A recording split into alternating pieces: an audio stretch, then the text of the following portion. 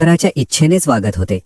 कधी ते जंगलातील घनदाट वृक्षांमध्ये फिरत, कधी नदीकाठी शांतपणे बसून पाण्याच्या प्रवाहाकडे पाहत, तर कधी एखाद्या प्राचीन देवालयाच्या पायऱ्यांवर बसून आलेल्या भक्तांच्या अंतःकरणातील वेदना न बोलताच जाणून घेत. त्या काळी त्या प्रदेशात एक जुने आश्रम होते, ज्यात वृद्ध ऋषी तपश्चर्या करीत होते. वेदमंत्रांचा गजर होत असे, यज्ञकुंडात आहुती अर्पण केली जात असे आणि त्या आश्रमात येणाऱ्या शिष्यांना संयम, त्याग आणि भक्तीचे शिक्षण दिले जाई. एकदा त्या आश्रमातील मुख्य ऋषींना स्वप्नात दिव्य संकेत मिळाला की एका अवलियाच्या सानिध्यात आश्रमाची तपश्चर्या पूर्णत्वास जाईल. दुसऱ्या दिवशी त्यांनी महाराजांना आश्रमात येण्याचे विनम्र निमंत्रण दिले. महाराजांनी कोणतीही प्रतिक्रिया न देता फक्त स्मित केले आणि संध्याकाळी आश्रमात येऊन एका वडाच्या झाडाखाली शांतपणे बसले. त्या क्षणी संपूर्ण आश्रमात एक विलक्षण शांतता पसरली.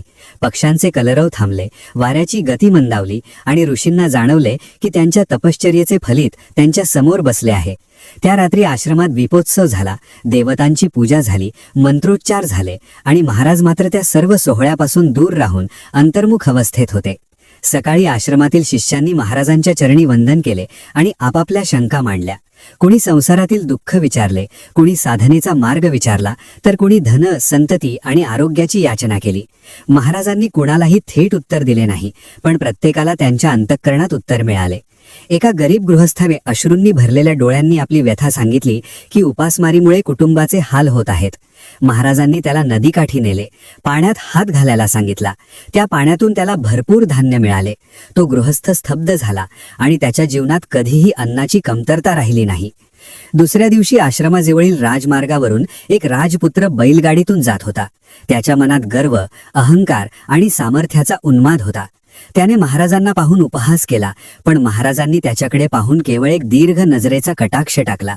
त्या क्षणी राजपुत्राच्या मनातील गर्व वितळला. त्याच्या डोळ्यात पश्चात्तापाचे अश्रू आले. तो बैलगाडीतून उतरून महाराजांच्या चरणी पडला आणि जीवनभर धर्ममार्गाने चालण्याची प्रतिज्ञा केली. अशा प्रकारे महाराजांचे अस्तित्व लोकांच्या जीवनात परिवर्तन घडवत होते. पण महाराज मात्र स्वतःला कधीच संत, अवतार किंवा महान मानत नव्हते. ते नेहमी म्हणत की मी फक्त ईश्वराची इच्छा पूर्ण करणारे एक साधन आहे. भक्ती हीच खरी संपत्ती आहे आणि ज्याच्या मनात श्रद्धा आहे त्याच्या घरात कधीही दारिद्र्य टिकत नाही. हळूहळू महाराजांची कीर्ती राजदरबारापर्यंत पोहोचली. राजा स्वतः त्यांचे दर्शन घेण्यासाठी उत्सुक झाला, पण महाराजांनी राजमहालात जाणे टाळले, कारण त्यांना जंगल, नदी आणि साध्या माणसांच्या सानिध्यातच समाधान मिळत होते. त्या काळात अनेक स्त्रिया महाराजांकडे येऊन आपली दुःखे मांडत, संसारातील क्लेश, संततीची चिंता आणि मनातील भीती.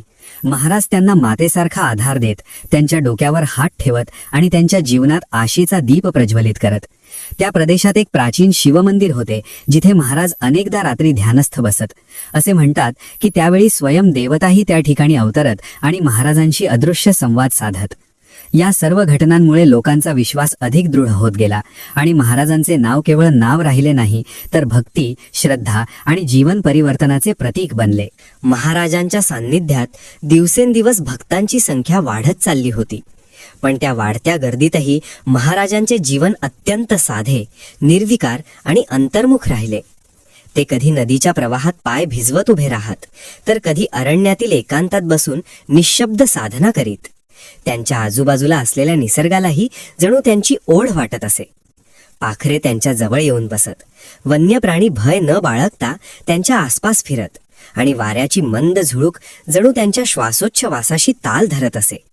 त्या काळात त्या प्रदेशात एक प्राचीन वस्ती होती, जिथे लोक अत्यंत श्रद्धाळू पण भयग्रस्त होते, कारण अनेक वर्षांपासून त्या गावात अज्ञात संकटे येत होती. कधी पिके नष्ट होत, कधी रोगराई पसरत, तर कधी घराघरात कलह वाढत. गावकऱ्यांनी अनेक देवतांची पूजा केली, यज्ञ केले, पण भय कमी झाले नाही. अखेर सर्वांनी एकत्र येऊन महाराजांकडे धाव घेतली. महाराजांनी गावाच्या सीमेजवळ असलेल्या एका पिंपळाच्या झाडाखाली बसण्याची इच्छा व्यक्त केली. त्या झाडाभोवती गावकऱ्यांनी दिवे लावले, पाणी शिंपडले आणि शांततेने बसले. महाराजांनी डोळे मिटले, दीर्घ काळ ध्यानस्थ राहिले आणि नंतर मृदू स्वरात सांगितले की या भूमीत पूर्वी एक तपस्वी साधना करीत होता, पण त्याच्या तपस्येचा अपमान झाल्याने भूमी अस्थिर झाली आहे. गावकऱ्यांनी पश्चात्तापाने मस्तक झुकवले आणि महाराजांच्या सांगण्यानुसार त्या स्थानी साधी पण भक्तिभावाने पूजा केली. त्या रात्री गावावर शांतता पसरली. लोकांना गाढ झोप लागली आणि दुसऱ्या दिवसापासून त्या गावातील संकटे हळूहळू नाहीशी होऊ लागली. यामुळे महाराजांवरील श्रद्धा अधिक दृढ झाली. पण महाराजांनी पुन्हा एकदा स्पष्ट केले की दोष कुणाचा नाही. भक्ती विसरली की भय वाढते आणि भक्ती जागी झाली की संकटे आपोआप दूर जातात. एकदा एका स्त्रीने आपल्या मुलाला घेऊन महाराजांकडे येत रडत सांगितले की तिचा मुलगा बोलत नाही, ऐकत नाही आणि लोक त्याला अपशकुनी म्हणतात. महाराजांनी त्या मुलाला जवळ घेतले, त्याच्या कपाळावर हात ठेवला आणि आईला सांगितले की भीती सोड, हा मुलगा ईश्वराच्या मौनाचा अर्थ शिकवेल. काही दिवसात तो मुलगा हळूहळू बोलू लागला आणि पुढे तोच मुलगा आश्रमात सेवा करू लागला. त्याच्या मुखातून निघणारे शब्द लोकांना शांतता देऊ लागले. अशा असंख्य घटना महाराजांच्या आजूबाजूला घडत होत्या. पण महाराज मात्र कोणत्याही चमत्काराचा गवगवा होऊ देत नसत. ते नेहमी म्हणत की भक्ती ही नदीसारखी आहे, ती शांत वाहिली तर जीवन हिरवेगार होते, पण अहंकाराचा बांध बांधला की पूर येतो. एकदा जंगलातून जात असताना महाराजांना काही लुटारूंनी घेरले. त्यांच्या हातात शस्त्रे होती आणि मनात लोभ. त्यांनी महाराजांकडे काहीही नसताना देखील धमक्या दिल्या. महाराज शांतपणे त्यांच्यासमोर उभे राहिले आणि त्यांच्याकडे करुणेने पाहिले. त्या नजरेत इतकी शांती होती की लुटारूंच्या हातातील शस्त्रे खाली पडली. त्यांच्या मनातील क्रूरता वितळली आणि ते सर्व महाराजांच्या चरणी बसून रडू लागले. पुढे तेच लोक जंगलातील यात्रेकरूंचे रक्षण करू लागले. या सर्व घटनांमुळे लोकांच्या मनात एकच भावना निर्माण झाली की महाराज म्हणजे केवळ व्यक्ती नाहीत, तर चालता बोलता तीर्थ आहेत. त्यांच्या दर्शनाने मन शुद्ध होते आणि कर्माचा मार्ग बदलतो. अशा प्रकारे महाराजांचा प्रभाव संपूर्ण प्रदेशात पसरत गेला आणि प्रत्येक दिवसाबरोबर त्यांच्या कथांमध्ये भक्तीचा नवा अध्याय जोडला जात होता. महाराजांच्या या वाढत्या प्रभावामुळे अनेकांच्या अंतःकरणात भक्ती जागृत झाली. पण त्याच वेळी काहींच्या मनात शंका आणि मत्सरही निर्माण झाला. विशेषतः काही विद्वान पंडित आणि कर्मकांडात अडकलेले लोक महाराजांच्या साधेपणाला कमी लेखू लागले. त्यांना वाटू लागले की शास्त्र, मंत्र, विधी यांशिवाय असा प्रभाव कसा काय संभवतो. या शंकेपोटी त्यांनी महाराजांची परीक्षा घेण्याचे ठरवले. एक दिवस ते सर्व एकत्र येऊन महाराजांकडे गेले. त्यांच्या हातात ग्रंथ होते, यज्ञ सामग्री होती आणि मनात गर्व होता. त्यांनी महाराजांना कठीण प्रश्न विचारले. वेद, पुराण, कर्मकांड यावर चर्चा छेडली. महाराज शांतपणे त्यांचे बोलणे ऐकत राहिले आणि नंतर फक्त एवढेच म्हणाले की ग्रंथ डोळ्यांनी वाचले जातात, पण भक्ती हृदयाने अनुभवली जाते. त्या एका वाक्याने पंडित निरुत्तर झाले. पण तरीही त्यांनी महाराजांना एका मोठ्या यज्ञात सहभागी होण्याचे आमंत्रण दिले. महाराजांनी कोणतीही अट न ठेवता ते स्वीकारले. यज्ञस्थळी मोठा मंडप उभारला गेला. वेदमंत्रांचा घोष सुरू झाला. आहुती पडू लागल्या. पण काही कारणाने अग्नी प्रज्वलित होईना. अनेक प्रयत्न झाले, मंत्रोच्चार झाले, पण अग्नी पेटेना. वातावरणात अस्वस्थता पसरली. तेव्हा महाराज शांतपणे पुढे आले. त्यांनी कुठलाही मंत्र उच्चारला नाही. केवळ डोळे मिटून अंतःकरणातून प्रार्थना केली आणि क्षणार्धात यज्ञाग्नी प्रज्वलित झाला. उपस्थित सर्वजण स्तब्ध झाले. त्या क्षणी पंडितांच्या अहंकाराचा भस्म झाला. त्यांनी महाराजांच्या चरणी मस्तक टेकवले आणि महाराजांनी त्यांना नम्रतेचे महत्त्व सांगितले. त्याच काळात एका दूरच्या प्रदेशातून एक राजकन्या आली. तिच्या जीवनात वैभव होते, पण मनात प्रचंड रिकामेपणा होता. तिला कोणतेही सुख समाधान देत नव्हते. ती महाराजांच्या दर्शनासाठी आली. महाराजांनी तिच्याकडे पाहून सांगितले की खरे वैभव बाहेर नसते, ते अंतर्मनात असते. त्या शब्दांनी तिच्या मनातील गोंधळ शांत झाला आणि पुढे तिने राजसुखाचा त्याग करून सेवाभावी जीवन स्वीकारले. त्या प्रदेशात एक प्राचीन नदी होती, जिच्या काठावर अनेक वर्षांपासून लोक भयभीत होते, कारण दरवर्षी ती नदी पूर आणत असे. एकदा महाराज त्या नदीकाठी गेले. त्यांनी पाण्यात उतरून ध्यान केले आणि नदीला शांत राहण्याचा संदेश दिला. त्यानंतर अनेक वर्षे त्या नदीने कोणताही विध्वंस केला नाही. लोकांनी त्या काठावर देवालय उभारले आणि महाराजांच्या नावाने पूजा सुरू केली. पण महाराजांनी नेहमीच सांगितले की देवालय दगडाचे नसते, तर श्रद्धेचे असते.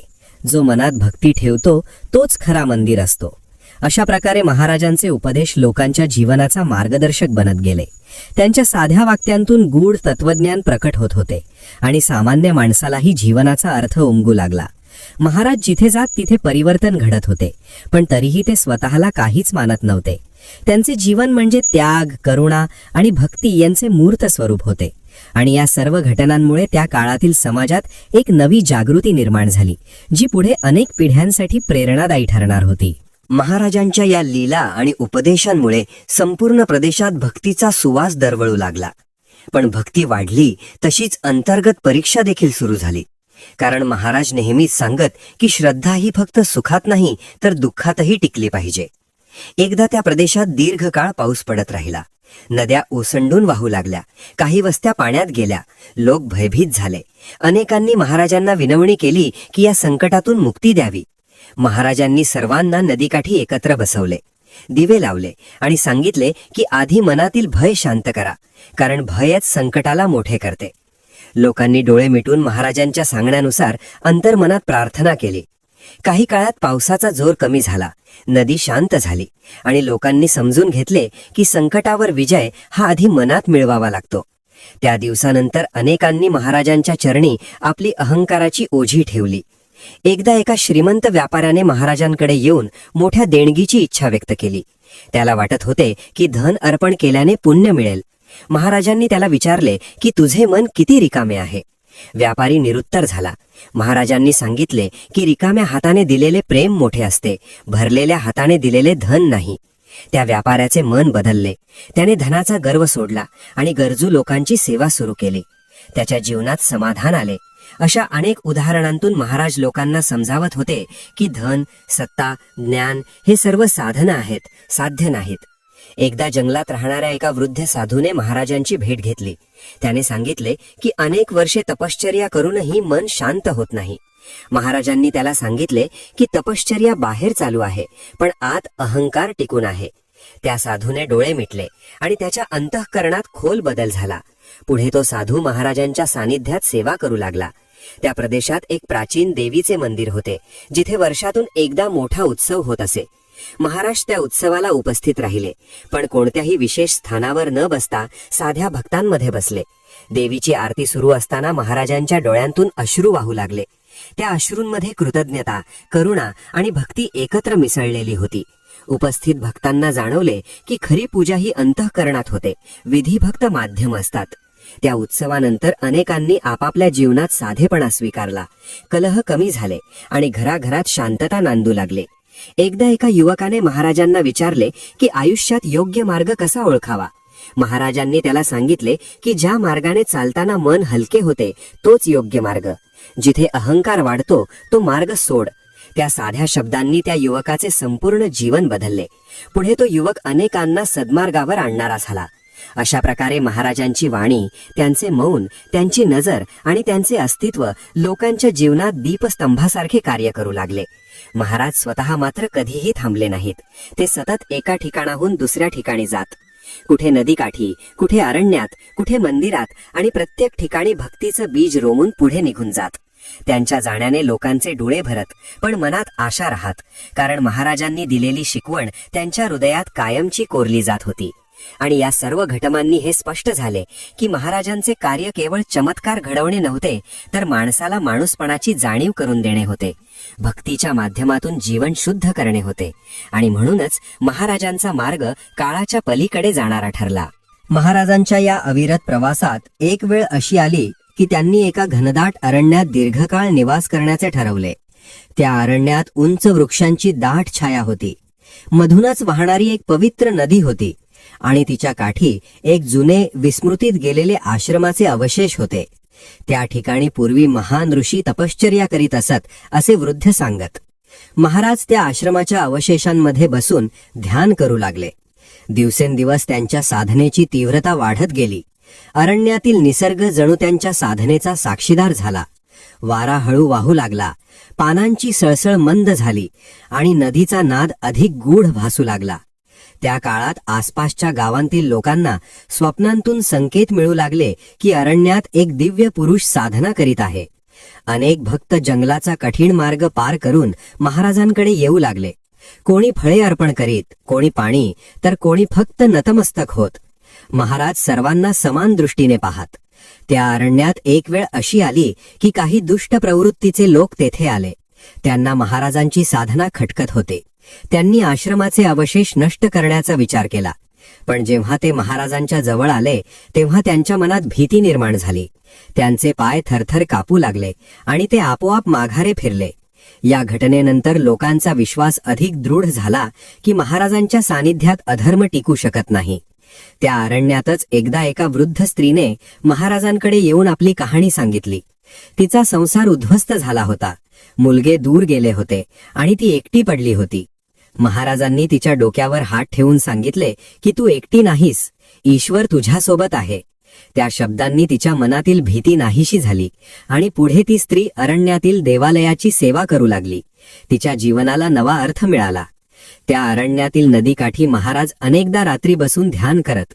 असे म्हणतात की त्यावेळी आकाशात तारे अधिक तेजस्वी दिसत आणि नदीचे पाणी चंद्रप्रकाशात चांदीसारखे चमकत असे.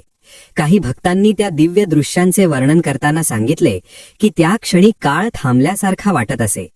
एकदा एका तरुणाने महाराजांना विचारले की इतक्या एकांतात राहून तुम्हाला एकटेपणा वाटत नाही का? महाराज हसून म्हणाले की जिथे ईश्वर आहे तिथे एकटेपणा कसा असेल? या उत्तराने त्या तरुणाच्या मनातील अनेक शंका दूर झाल्या. तो तरुण पुढे गावोगावी जाऊन महाराजांची शिकवण सांगू लागला. त्या अरण्यातच एक प्राचीन यज्ञकुंड होते, ज्यात अनेक वर्षांपासून अग्नी प्रज्वलित झाला नव्हता. महाराजांनी त्या कुंडाजवळ बसून मौन साधना केली. काही वेळातच त्या कुंडातून अग्नी प्रकट झाला, पण महाराजांनी कोणताही उत्सव केला नाही. त्यांनी फक्त एवढेच सांगितले की श्रद्धा जागी झाली की विस्मृतीत गेलेलेही पुन्हा जागृत होते. या घटनेनंतर अरण्यातील आश्रम पुन्हा जिवंत झाला. साधक, तपस्वी भक्त येथे येऊ लागले. पण महाराजांनी स्वतःला कधीही आश्रम प्रमुख मानले नाही. ते नेहमीच एका साध्या सेवकासारखे वागत. एकदा काही भक्तांनी महाराजांना कायम एकाच ठिकाणी राहण्याची विनंती केली. महाराजांनी सांगितले की पाणी जर एका जागी थांबले तर सडते, वाहते राहिले तर पवित्र राहते. त्यांचे हे शब्द ऐकून भक्तांना समजले की महाराजांचे कार्य स्थिरतेचे नाही तर प्रवाहाचे आहे. काही दिवसांनी महाराजांनी पुन्हा अरण्य सोडण्याचा निर्णय घेतला. त्यावेळी अरण्यातील प्रत्येक झाड, नदी आणि भक्त जणू दुःखी झाले. पण महाराजांनी सर्वांना आशीर्वाद देऊन सांगितले की मी कुठेही जात नाही, तुमच्या श्रद्धेतच मी कायम राहीन. आणि त्या क्षणापासून महाराजांचे अस्तित्व भौतिक मर्यादांपलीकडे गेले. ते केवळ एका देहापुरते राहिले नाही तर भक्तांच्या हृदयात कायमचे वास करू लागले. आणि या अरण्यवासाने महाराजांच्या लीलेत एक नवा अध्याय जोडला, जो भक्तांच्या जीवनात अधिक खोलवर रुजत गेला. अरण्यातून निघाल्यानंतर महाराजांचा प्रवास नदीकाठी वसलेल्या एका प्राचीन नगराकडे वळला. त्या नगरात उंच तटबंदी, राजवाडे, देवालये आणि बाजारपेठा होत्या. पण या बाह्य वैभवाच्या आड लोकांच्या मनात असंतोष, मत्सर आणि अंतर्गत संघर्ष दडलेला होता.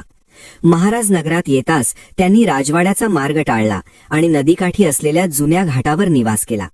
सकाळी सूर्योदयाच्या वेळी ते नदीत स्नान करून शांतपणे घाटावर बसत. संध्याकाळी दीप लावून नदीकडे पाहत. त्यांच्या या साधेपणाने काहींच्या मनात कुतूहल निर्माण झाले, तर काहींनी त्यांना तुच्छ लेखले.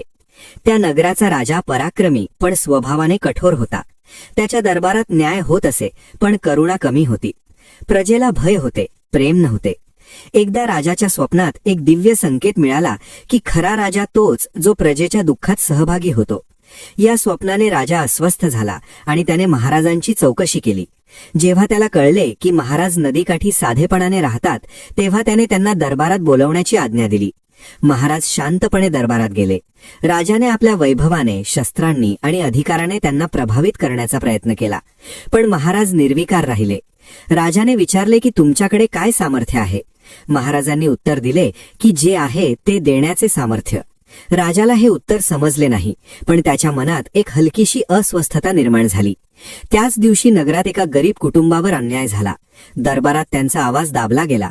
महाराजांनी ते पाहिले आणि राजाकडे पाहून शांतपणे सांगितले की सामर्थ्याची खरी कसोटी ही दुर्बलांसाठी उभी राहण्यात असते. या शब्दांनी राजाच्या अंतःकरणाला स्पर्श केला. त्याला आपल्या कठोरतेची जाणीव झाली.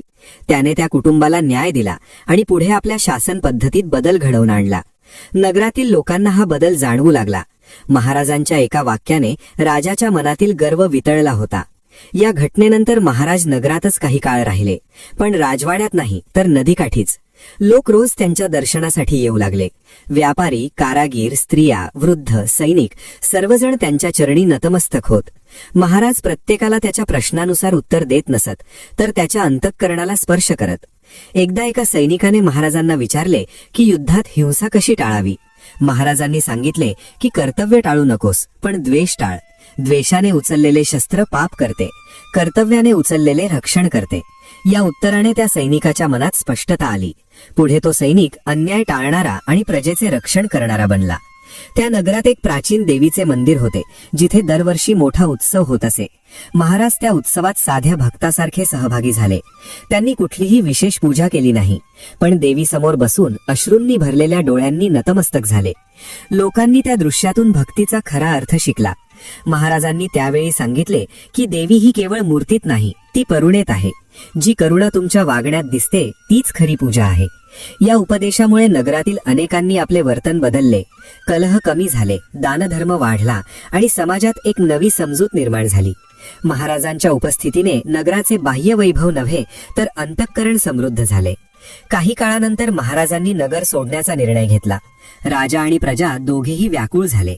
पण महाराजांनी सांगितले की मी तुमच्यातच आहे. न्यायात, करुणेत आणि भक्तीत जर हे टिकले तर माझी गरज भासणार नाही. आणि त्या शब्दांनी नगरातील प्रत्येकाच्या मनात एक दीप प्रज्वलित झाला. महाराज नदीकाठावरून पुढे निघाले, पण त्यांच्या पावलांच्या खुणा नगराच्या आत्म्यात कायमच्या कोरल्या गेल्या. आणि या प्रवासाने हे सिद्ध झाले की महाराज जिथे जात तिथे केवळ चमत्कार नव्हे तर माणुसकी जागृत होत होती, जी खरी भक्तीची ओळख आहे. नगरातून पुढे निघाल्यावर महाराजांचा मार्ग डोंगर रांगांनी वेढलेल्या प्रदेशाकडे वळला. त्या प्रदेशात प्राचीन काळापासून अनेक ऋषी तपश्चर्या करीत असत. गुहा, झरे आणि देवालयांनी नटलेला तो परिसर अत्यंत शांत आणि गूढ होता. महाराज त्या डोंगराच्या पायथ्याशी पोहोचताच त्यांनी एक जुनाट गुहा निवडली.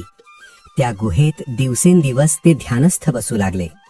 त्यांच्या श्वासोच्छवासात जणू पर्वताचा स्थैर्यभाव उतरला होता. आसपासच्या गावांतील लोकांना कळले की एका दिव्य पुरुषाने डोंगरात वास केला आहे. काही भक्त श्रद्धेने आले तर काही जिज्ञासेने. महाराजांनी कुणालाही थांबवले नाही, पण कुणालाही आकर्षितही केले नाही. त्यांच्या मौनानेच लोक ओढले जात होते. त्या प्रदेशात एक वेळ अशी आली की दीर्घकाळ पाऊस न पडल्याने झरे आटू लागले. जनावरांना पाणी मिळेना. लोक हताश झाले. त्यांनी महाराजांकडे विनवणी केली. महाराजांनी डोंगराच्या शिखराकडे पाहिले, जमिनीवर बसून हात जोडले आणि काही काळ शांत राहिले.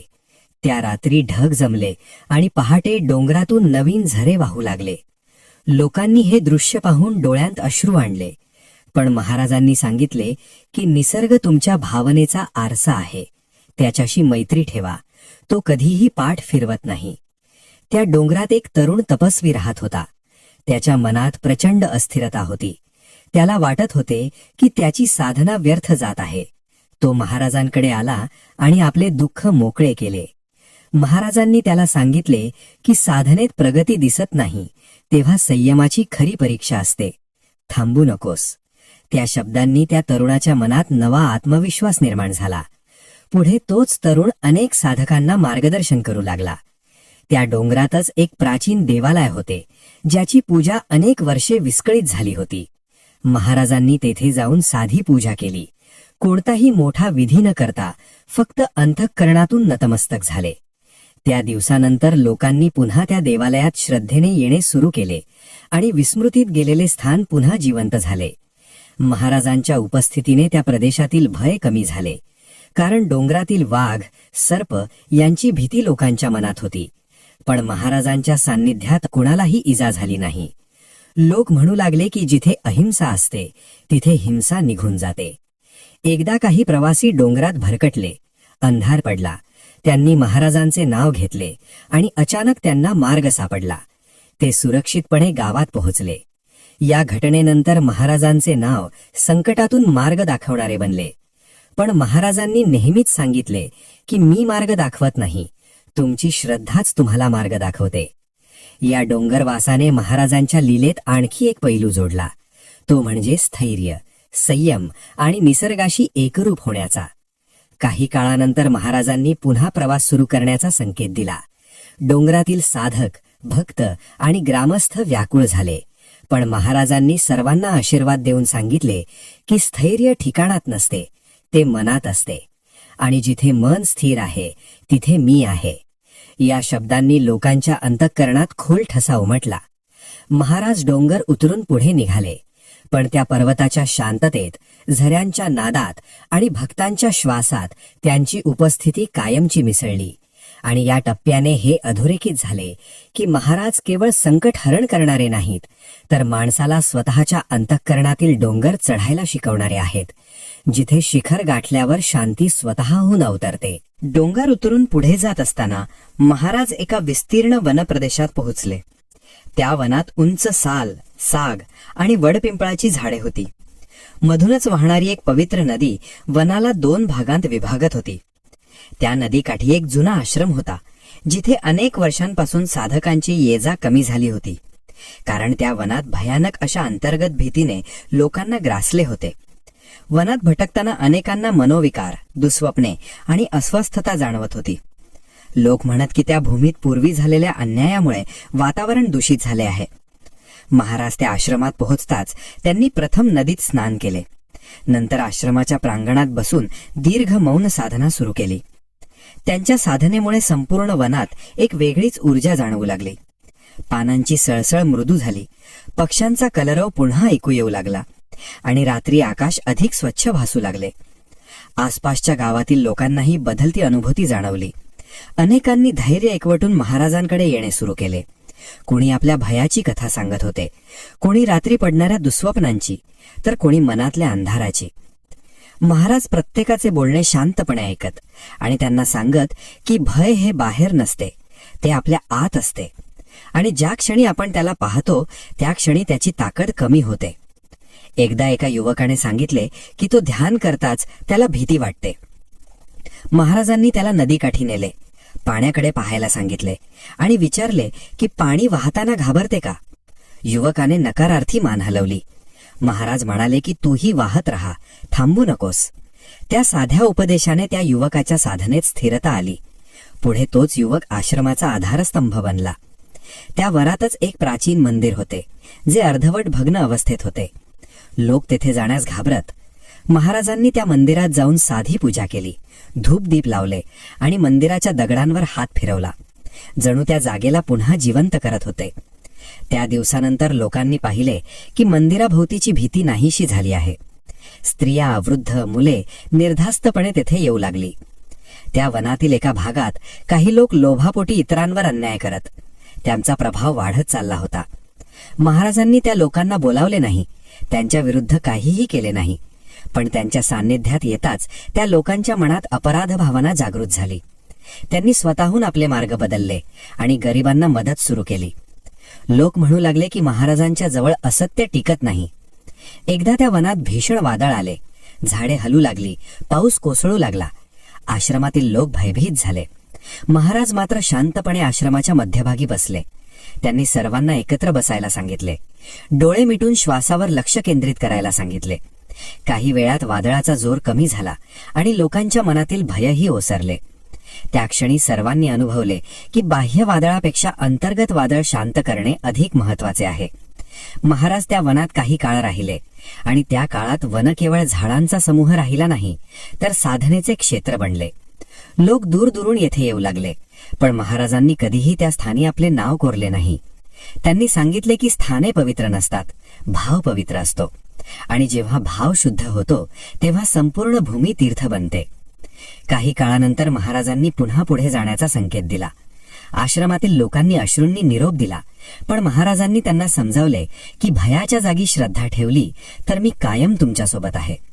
या वनप्रवासाने भक्तांना हे शिकवले की महाराज केवळ बाह्य संकटे दूर करत नाहीत, तर मनातील अंधार दूर करून प्रकाशाची वाट दाखवतात, आणि हा प्रकाश एकदा पेटला की आयुष्याचा प्रत्येक मार्ग उजळून निघतो.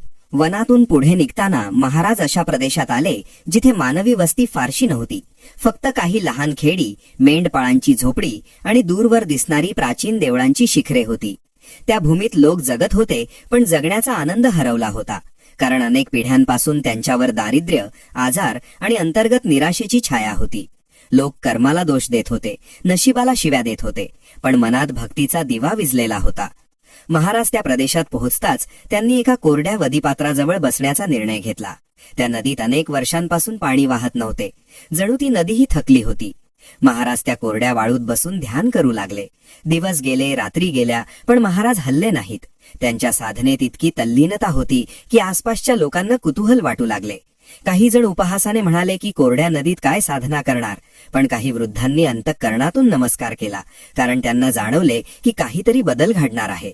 तिसऱ्या दिवशी पहाटे आकाश ढगांनी भरून आले.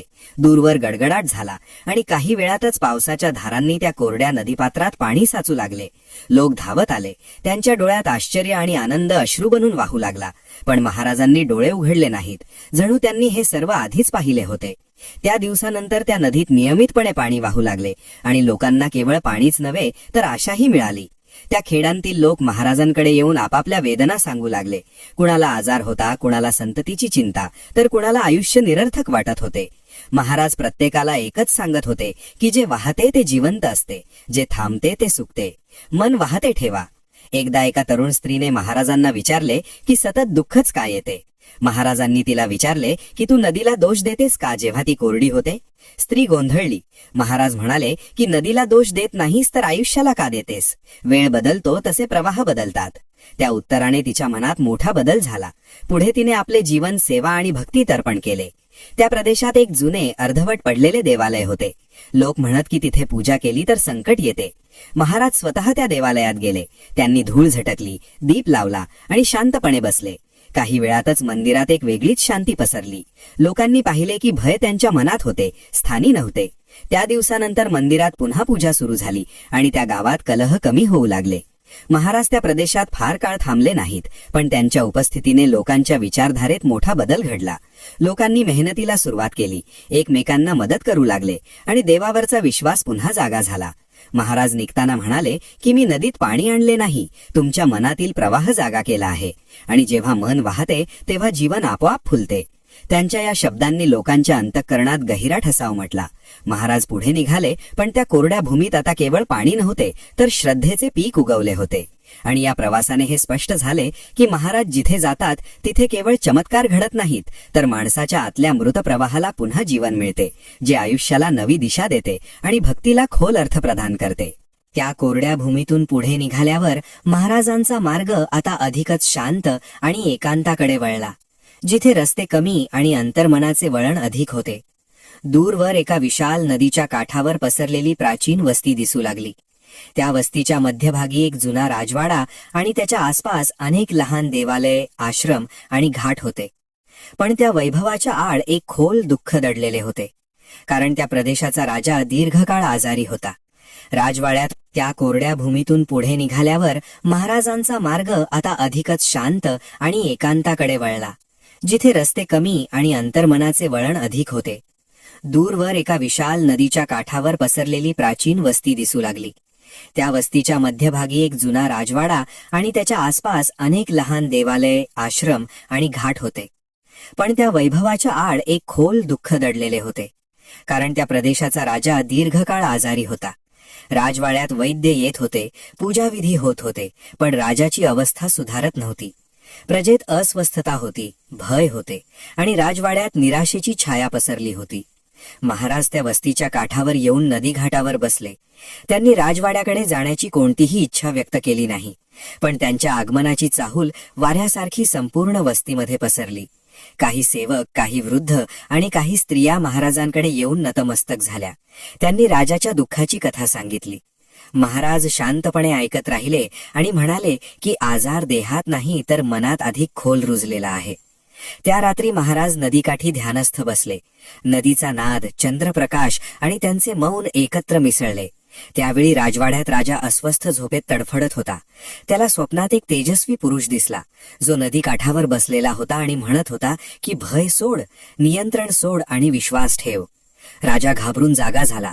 त्याच्या छातीत हलकेपणा जाणवला. पहिल्यांदाच त्याला खोल श्वास घेता आला. सकाळी राजाने सेवकांना नदीघाटावर चौकशीस पाठवले, तेव्हा त्यांना महाराज तेथेच आढळले. राजाने महाराजांना राजवाड्यात येण्याची विनंती केली, पण महाराजांनी नम्रपणे नकार देत सांगितले की ज्याला बदलायचे आहे त्यानेच चालत यावे. काही वेळाने राजा स्वतः पालखीचा त्याग करून नदी घाटावर आला. तो महाराजांच्या समोर बसला. त्याच्या डोळ्यात अश्रू होते. त्याने सांगितले की राज्य, सत्ता, वैभव असूनही मन रिकामे आहे. महाराजांनी त्याला विचारले की तू राजा कशासाठी आहेस? राजा निरुत्तर झाला.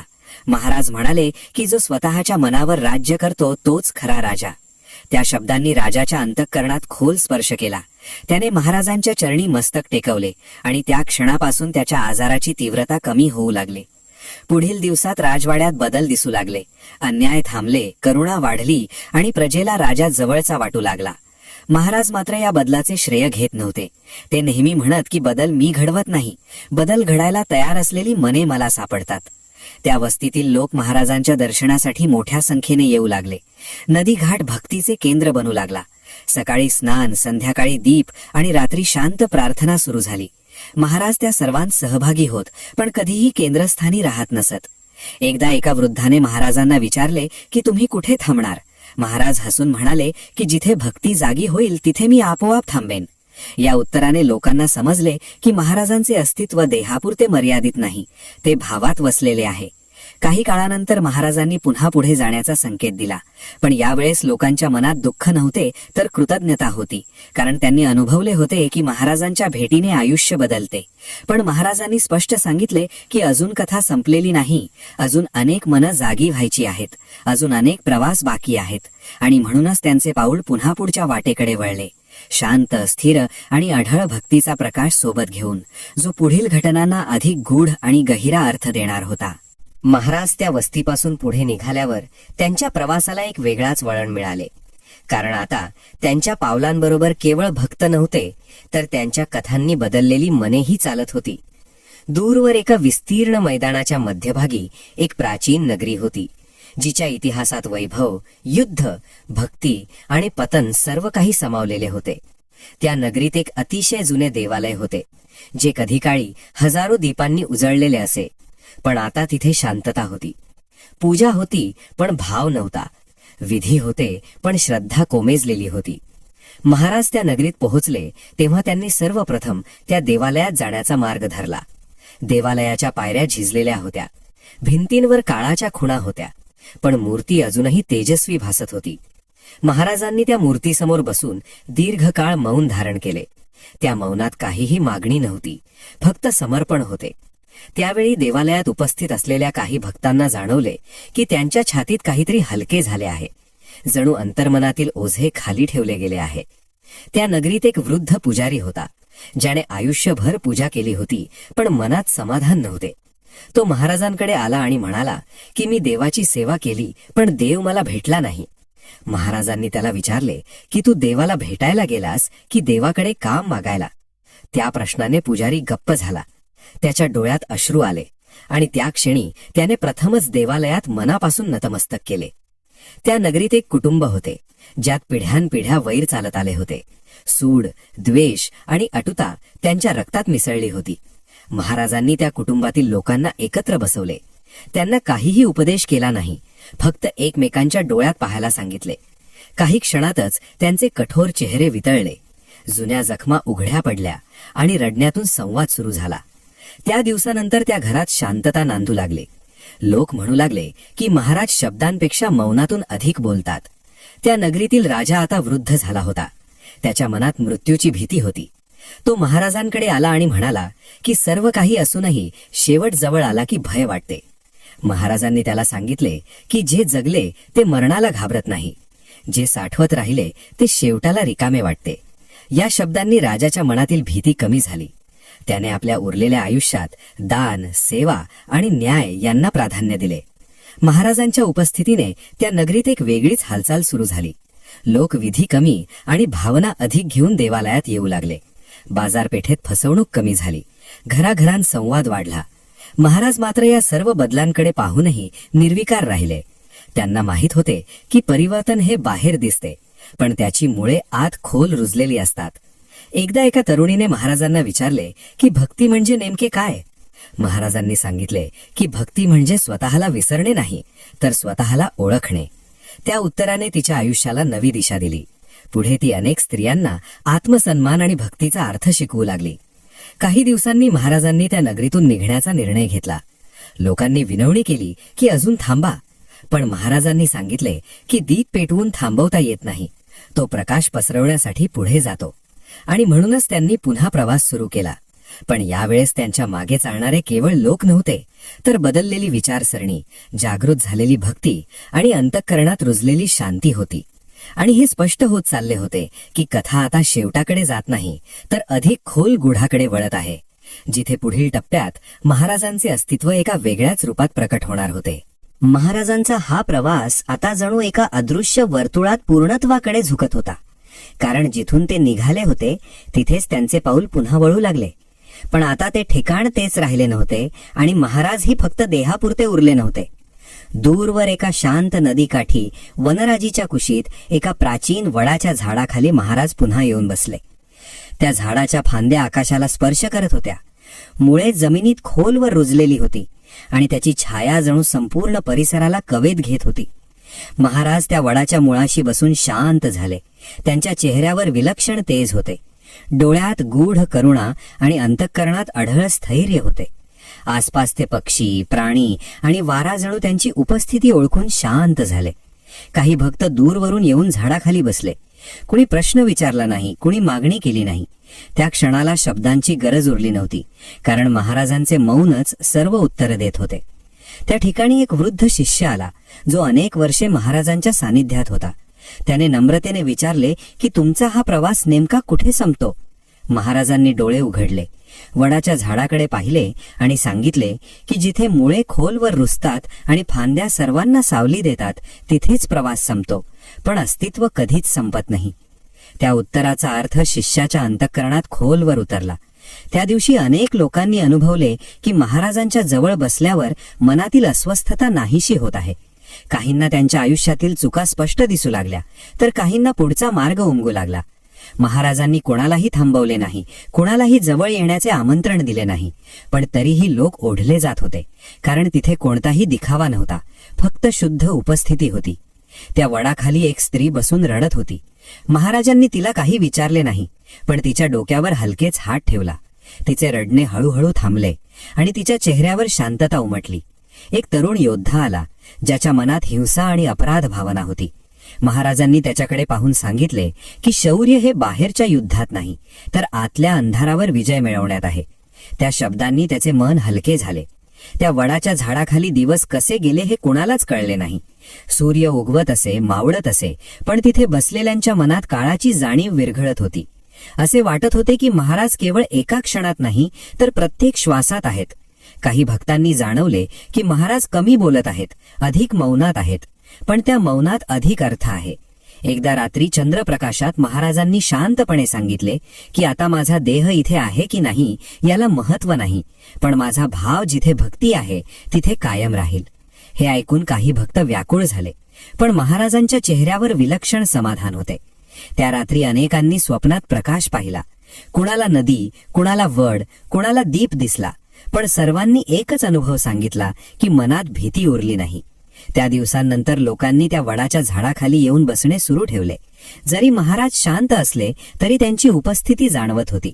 त्या ठिकाणी ना मोठे देवालय होते, ना गजर, ना विधी, पण तरीही ते स्थान तीर्थ बनले, कारण तिथे माणसाला स्वतःशी भेट घडत होती.